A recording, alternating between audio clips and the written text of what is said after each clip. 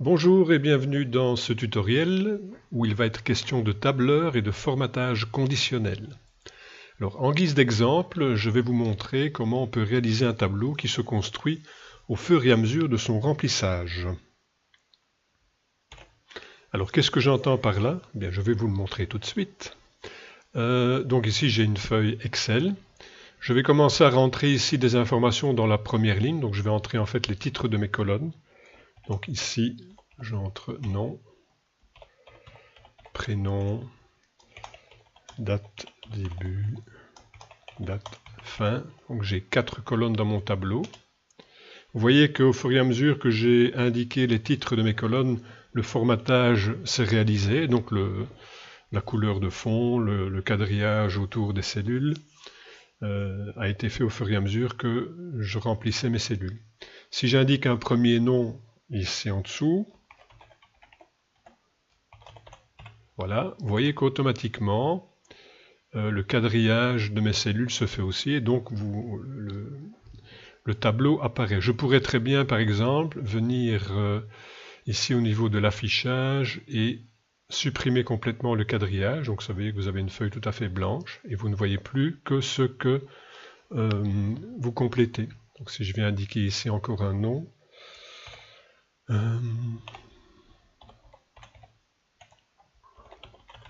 voilà, même chose, mon tableau se complète jusqu'à la fin, donc là, jusque là où il y a un titre de colonne. Si je viens ajouter ici une colonne, par exemple, j'indique titre pédagogique, automatiquement, mon tableau va se formater également. Si j'ajoute encore un nom, voilà, donc mon tableau se forme, j'aurais pas dû faire comme ça, je vais corriger, voilà. Donc mon tableau se forme, mais évidemment ne dépasse pas la dernière colonne qui a un titre. Si j'ajoute ici par exemple la colonne diplôme, là mon tableau, de nouveau, se formate automatiquement. Donc je vais vous montrer maintenant comment on peut réaliser ce genre de formatage conditionnel. Donc voilà, je repars d'une page blanche. Petit préalable à la démonstration, donc pour voir comment on réalise ce genre de formatage, il faut quand même maîtriser un petit peu la notion de référence absolue ou relative dans Excel au niveau de l'adressage des cellules, sinon ça risque d'être peut-être un petit peu compliqué. Voilà, donc on passe tout de suite à la partie pratique. Donc, le formatage conditionnel, donc la mise en forme conditionnelle, vous le trouvez dans l'onglet Accueil. Vous avez le menu ici de mise en forme conditionnelle. Donc je vais le sélectionner et je vais demander de créer une nouvelle règle. Vous avez toute une série de choses qui sont déjà préformatées, mais ici je vous montre directement comment on part d'une page blanche, donc tout est fabriqué maison. Alors je vais sélectionner ici, utiliser une formule pour déterminer pour quelle cellule le format sera appliqué. Voilà, je sélectionne et je vais rentrer ma formule. Donc ce que je vais dire, c'est que si la cellule dans laquelle je me trouve actuellement, qui est la cellule A1, est différente de rien, il faut que le formatage que je vais déterminer se réalise. Première condition, il faut toujours commencer par le signe égal.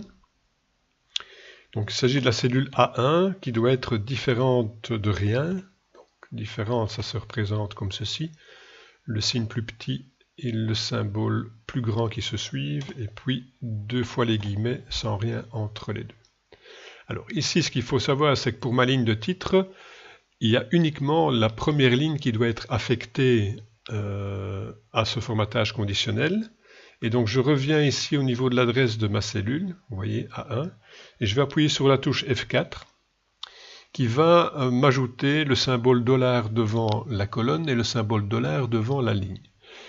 On pourrait résumer la situation en disant que le symbole $ sert à figer la référence soit à la ligne, soit à la colonne, ou à la colonne et à la ligne. C'est le cas si on laisse $A, $1. Or ici, ce que je veux, c'est limiter la fixation, donc le fait que ça reste uniquement au niveau de la ligne 1, et donc dans ce cas-là, je devrais avoir en fait $1, donc que ce soit uniquement la ligne qui soit figée. Donc je réappuie sur F4, et voilà, maintenant j'ai $1 qui apparaît, et donc ma formule est donc terminée. Reste à définir le format que je voudrais appliquer ici, donc je clique sur Format.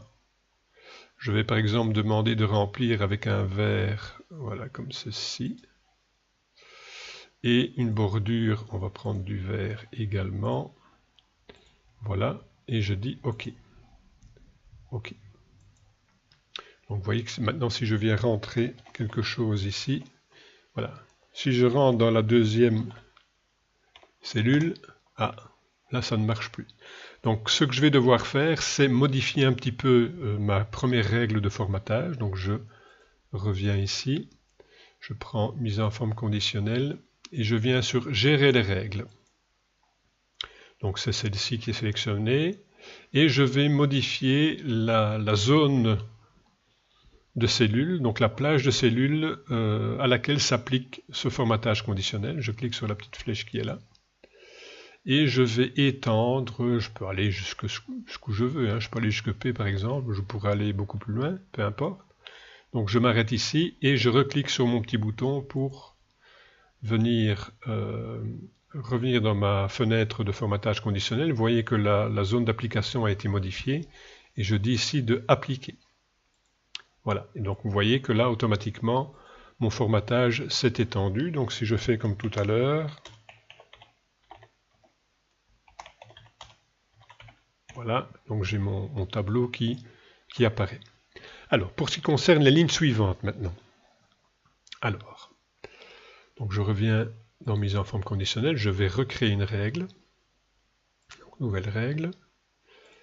Ce qu'il faut ici, c'est que lorsque j'indique un nom dans ma première colonne, toute ma ligne de tableau soit formatée. Donc ça veut dire que ça va concerner la colonne A, mais ça doit pouvoir également s'appliquer à toutes les autres lignes. Donc c'est uniquement la colonne ici qui va être figée. Donc je tape ici A2. J'oublie le égal. Voilà. A2. F4, encore une fois F4 et encore une fois F4, de manière à ce que ce soit bien la colonne qui soit figée. Et donc je vais dire ici égal, enfin différent de rien. Voilà, mon format, ce sera simplement d'avoir un quadrillage. Donc je viens l'indiquer ici, j'ai bien sélectionné, voilà. Et je dis OK. OK. Donc je tape ici durant. Bon, évidemment, même chose que tantôt, ma zone d'application n'a pas été suffisamment élargie. Donc si je tape ici Any, là, le formatage ne se fait pas. Donc je dois, comme tout à l'heure, venir modifier la plage de cellules sur laquelle porte le formatage conditionnel. Donc je viens d'en gérer les règles. Donc il s'agit de cette règle-ci. Je vais aller modifier sa zone d'influence. Donc je prends ceci. Tantôt j'avais dit jusque P. Et je descends. Bon. Voilà. Hop, doucement les gaillards. Voilà, on s'arrête là. Et on valide. Et on va dire appliquer. Ah! Alors, que se passe-t-il ici? Le problème, c'est que on a bien notre tableau qui se forme, donc le quadrillage apparaît, mais il va jusqu'au bout de la zone de la plage de cellules que j'ai définie. Or, je voudrais bien que le formatage ne se fasse que lorsque j'ai un titre de colonne. Donc il faudrait que tout ce qui est de E jusqu'à P, je n'ai pas ce formatage. Donc il faut que je vienne modifier ma règle parce que je vais devoir lui mentionner une deuxième condition. Donc il faut que le formatage ici se fasse lorsque d'abord j'ai un nom qui est indiqué dans la première colonne. Et il faut également que partout dans chaque colonne, j'ai un nom de colonne qui soit mentionné. Donc je vais ajouter une condition. Donc c'est bien cette règle-ci, je vais la modifier. Voilà, modifier la règle. Je vais avoir deux conditions donc, qui seront reliées par l'opérateur booléen et. Donc deux conditions avec et, ça veut dire que les deux conditions doivent être vérifiés en même temps. Donc j'ajoute le et, j'ouvre une parenthèse, je viens ici à la fin, un point virgule, et je vais indiquer ma deuxième condition. C'est au niveau de la cellule A1, mais ça doit pouvoir être relatif au niveau de la colonne. Donc ce qu'on va faire ici, c'est figer le numéro de ligne auquel on fait référence, donc F4, voilà, donc A$1, qui doit être différent de rien du tout. Je referme ma parenthèse, donc là j'ai bien modifié ma condition. Je dis OK, appliquer, et vous voyez que mon tableau donc ne se formate que là où j'ai des titres de colonne. Donc on est bien dans ce qu'on avait déterminé au départ, ce qu'on voulait au point de vue formatage. Voilà, je fais OK. Donc on va vérifier que, comme tout à l'heure, si j'ajoute ici une colonne, enfin un titre de colonne, mon formatage va bien se prolonger. Donc, si je mets... Voilà, donc tout à fait, je mets une ligne en plus.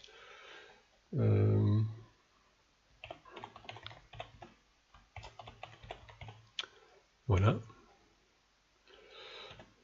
Bon, date de fin, on sait à peu près, mais on ne va pas l'indiquer quand même ici. Quoique.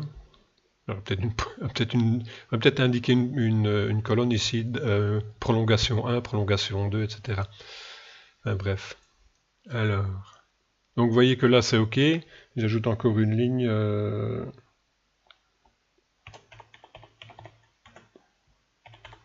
Donc vous voyez c'est OK. Et si j'ajoute une colonne, comme tout à l'heure, ça marche aussi. On avait étendu ça jusqu'à la ligne, jusqu'à la colonne P. Donc évidemment ça ne marchera pas au-delà. Donc ça il faut toujours déterminer au départ votre plage de cellules sur laquelle va porter votre formatage conditionnel. Voilà, donc c'est assez sympa comme astuce dans Excel, parce que ça vous évite d'avoir des quadrillages de tableaux qui finalement ne servent à rien. Et donc ici, tout simplement, le quadrillage se construit au fur et à mesure de l'avancement de votre tableau. Voilà, ben, j'espère que ça vous sera utile. Et je vous dis à bientôt dans un autre tutoriel. Ciao!